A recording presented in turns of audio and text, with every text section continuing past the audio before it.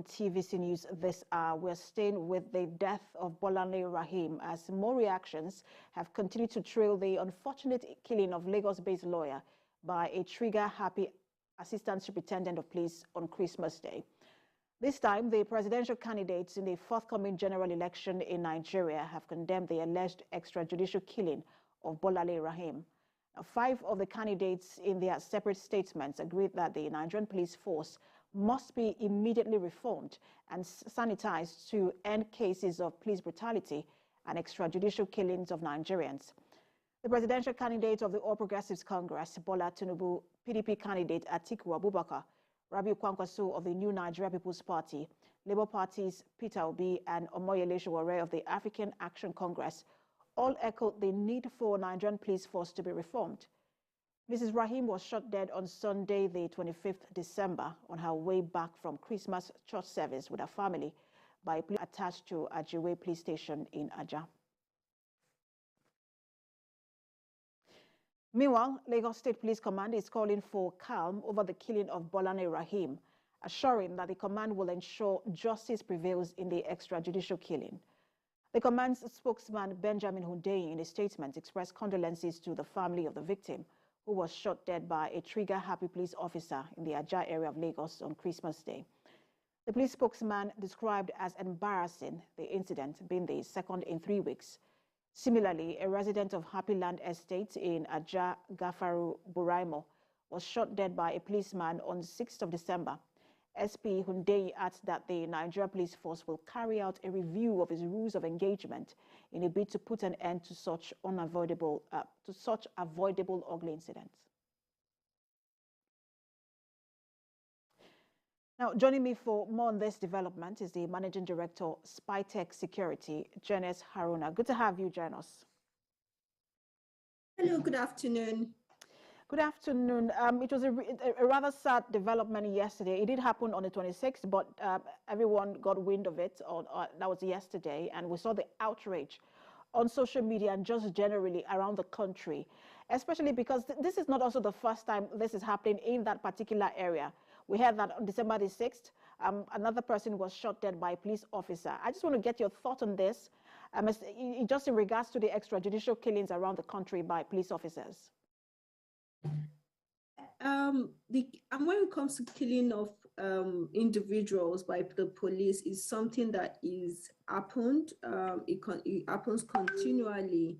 Although the management of the police force that we've seen in recent time, this current IG is done a bit to scold the police officers. What I haven't seen a lot of is a decisive action in terms of creating systems, educating the public, and carrying us along on what the police is actually doing to build and correct the systems. And I say the systems because it's the system that has a lot of rot.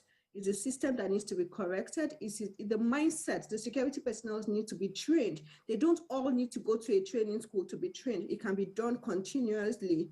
We have technology that is available. I know some of the donor organizations help in educating and training police officers, but this police management needs to be decisive and clear. They need to have a clear structure and plan on how they want to curb some of these things. You don't just take a rifle and start shooting people all across town because you have issues. And we need to also address the fact that some of these police officers are not stable. So there needs to be need for continuous assessment and checking of these officers to check their mental stability, to find out that they are okay. We don't just give guns to anybody. If they were fine, 33 years in service is a long time. When was the last time that guy went for a mental health check? How often do we evaluate our officers to find out that they are stable people? And I like that you mentioned evaluation, and that was what I was going to get speak to you about, because really we understand from eyewitness reports that this particular officer was drunk. And this is not the first time we hear about officers being drunk while on duty. And that's once one is intoxicated, your action is subject to just excess alcohol in the system. And so I want to believe that there are rules of engagement. How come we see officers being drunk or on duty, officers who molest people on duty, and then it looks like there is no proper monitoring once officers are out of their station and on the street? They do as they wish. And let's talk about that evaluation you mentioned.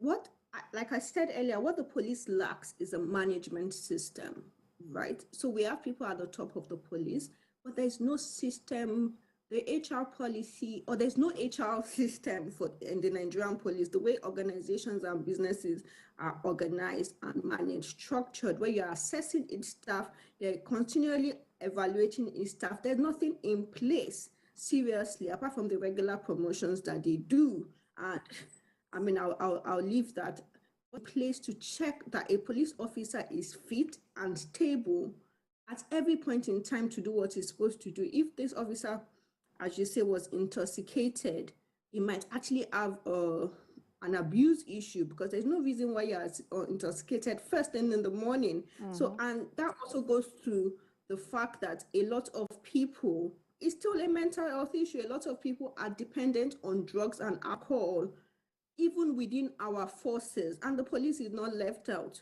The police is not left out. We have a lot of people that are intoxicated, that are dependent on substances to perform. At that early in the morning, they've just gone to church and come back, and this person is already intoxicated, meaning that he has problems that needs to be addressed. Absolutely, and we understand that about 5 of the presidential candidates have called for reforms. What kind of reforms? We will find out in the coming days as the police continues to respond to this. Thank you so much for talking to us, Managing Director, Spytech Security, Jennesse Haruna.